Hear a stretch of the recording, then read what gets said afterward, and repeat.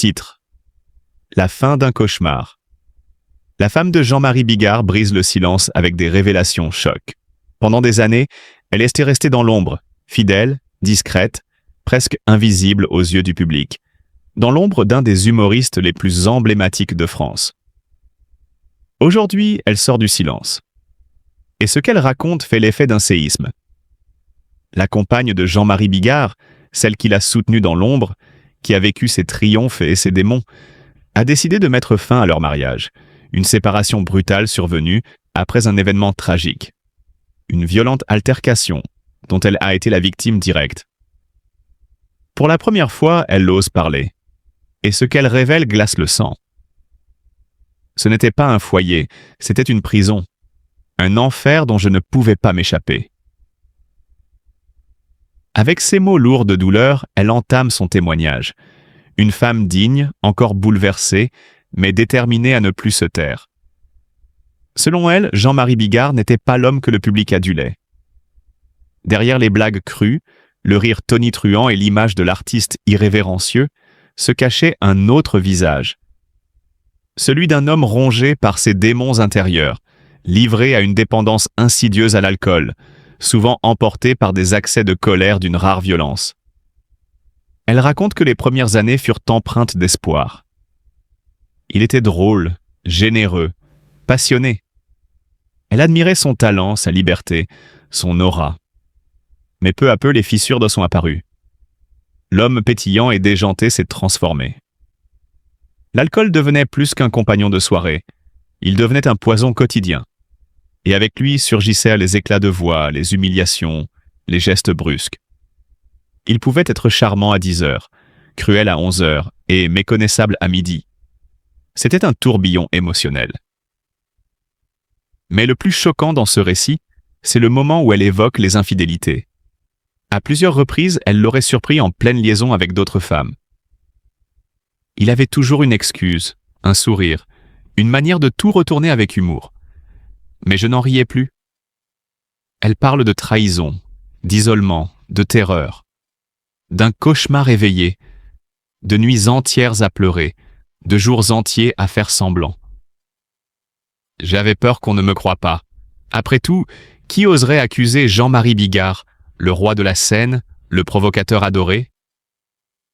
Et pourtant, malgré tout cela, elle ne tombe pas dans la haine pure.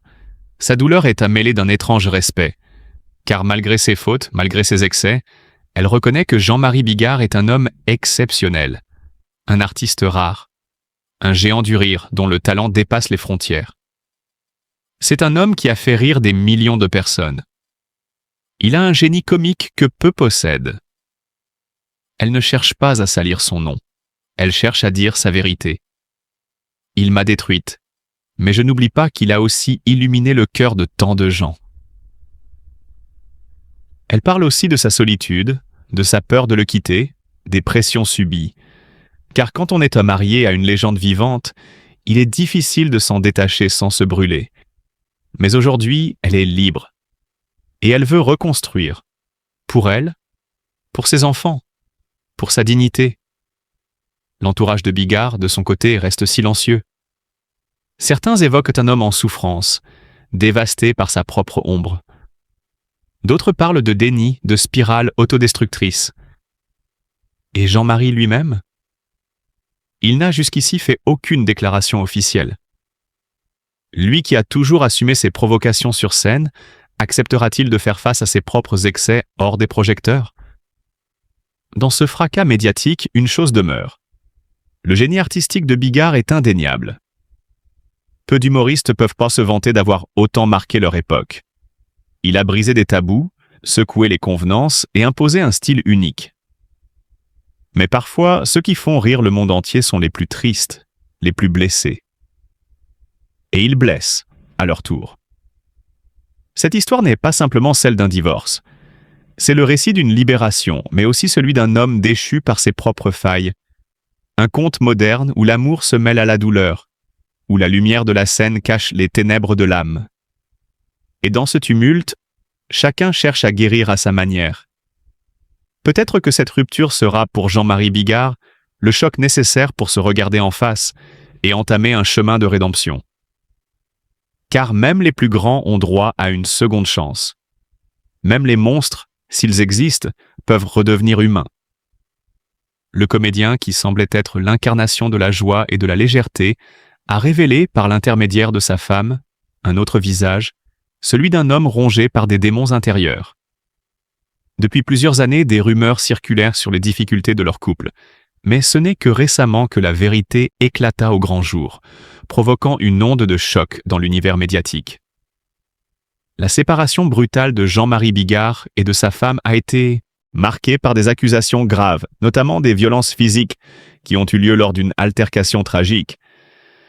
Ce n'était pas seulement un acte de violence, mais le triste aboutissement d'une relation marquée par des comportements destructeurs. La femme de Jean-Marie Bigard, dans un geste courageux, a choisi de briser son silence et de dévoiler la réalité de son mariage. Elle a décrit un homme dont l'alcoolisme et les tendances violentes ont fait de leur vie commune un véritable enfer. Selon ces révélations, les agressions physiques n'étaient pas des incidents isolés, mais une série de comportements violents et menaçants qui ont altéré leur quotidien. Elle a également évoqué ses souffrances dues à l'infidélité de son mari, ce qui a ajouté à la douleur de cette relation déjà profondément toxique. Pour elle, vivre avec Jean-Marie Bigard était devenu un cauchemar, un fardeau qu'elle ne pouvait plus supporter. Elle a témoigné de l'horreur de vivre avec un homme qui, derrière son masque de comique, cachait une personnalité sombre, dominée par ses vices et ses addictions. Le mari qu'elle avait connu s'était transformé en un inconnu, un homme dont la colère et les addictions avaient pris le dessus, rendant la vie impossible. Elle n'a pas hésité à qualifier ces années de véritables tourments, un terme qui reflète l'intensité de la douleur et des souffrances endurées. Chaque jour, chaque instant passé à ses côtés était une épreuve, une lutte pour garder sa dignité et son intégrité. Pour Jean-Marie Bigard, ce divorce représente bien plus qu'un simple échec personnel. Il incarne la fin d'un chapitre de sa vie, celui où il pouvait encore jouer le rôle de l'homme comique et décontracté, celui qui fait rire les foules. Mais aujourd'hui, cette façade s'effondre, et il doit faire face à la réalité de ses actions, qui ont détruit non seulement son mariage, mais aussi sa réputation. Ces problèmes de santé, exacerbés par l'alcoolisme, ajoutent une dimension tragique à cette situation déjà désastreuse. La douleur physique qu'il ressent, liée à sa santé déclinante, se mêle à la souffrance psychologique de la perte de sa femme et de la dégradation de son image publique. Né le 17 mai 1954 à Paris, il a su s'imposer dans un milieu difficile et est devenu une figure incontournable de l'humour français, un artiste qui a su toucher les cœurs et faire rire les âmes. Ce qui rend Jean-Marie Bigard si unique, ce n'est pas seulement son talent pour faire rire, mais aussi sa capacité à captiver son public par des récits sincères, parfois audacieux, souvent profonds. Les histoires qu'il raconte ne sont pas de simples blagues, mais des vérités cachées sous l'apparence du comique. Dès ses débuts dans les années 1980, Bigard se distingue par son approche brute et directe de la comédie, souvent en abordant des sujets tabous ou complexes, mais toujours avec une touche d'humour rafraîchissante et percutante. Il n'a jamais eu peur de dire ce que beaucoup pensaient tout bas, et c'est justement cela qui a conquis un public fidèle.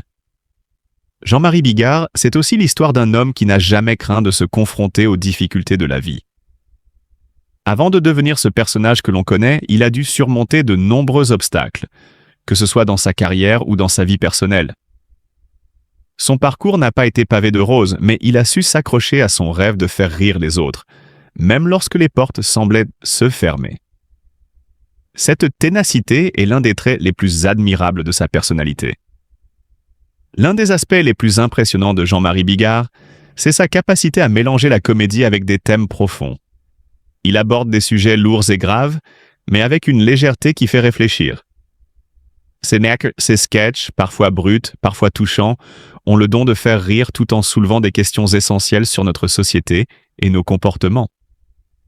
C'est ce mélange subtil de comédie et de réflexion qui fait de Bigard un humoriste unique, capable de transcender la simple farce pour aborder les vérités les plus humaines.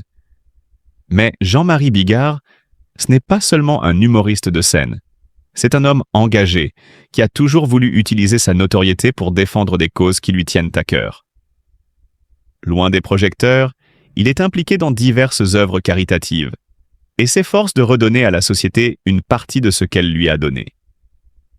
Cette dimension humanitaire de sa personnalité le rend encore plus admiré, car il démontre qu'un artiste peut être un acteur du changement social tout en faisant rire son public.